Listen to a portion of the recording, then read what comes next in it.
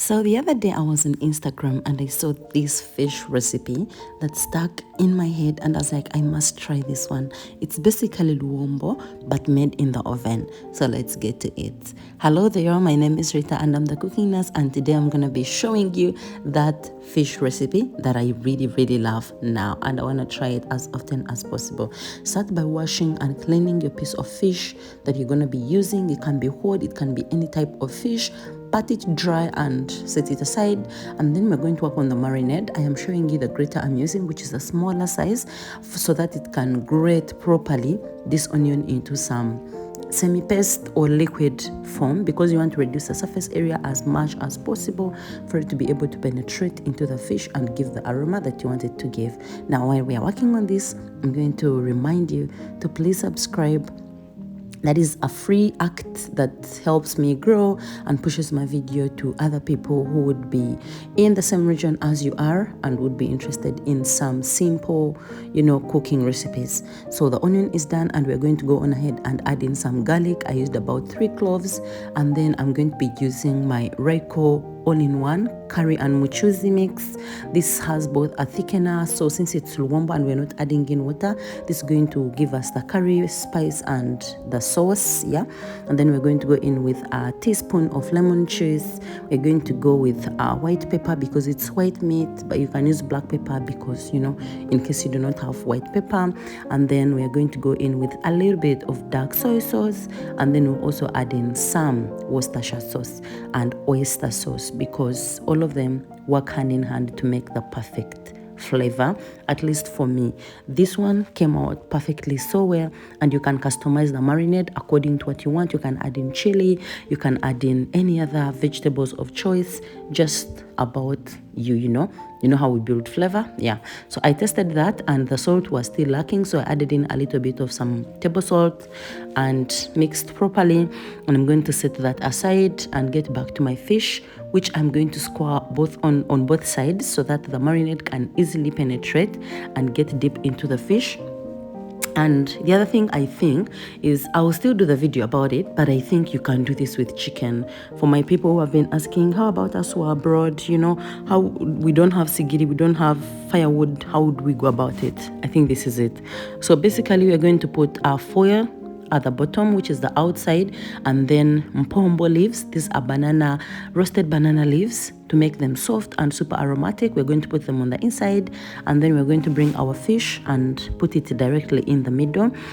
If you noticed, I tried to cut off most of the fins and cut them off, and then the head, if you don't really love the head, you can remove it. And then you're going to bring the marinade and massage it in well, like make sure everywhere is coated so that everything comes out uniform. Do both sides before tucking everything inside, and pretty much that is it. That's all you have to do. I think this is the easiest.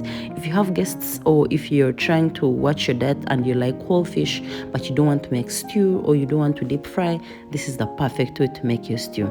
And so you're going to just rub the marinade everywhere.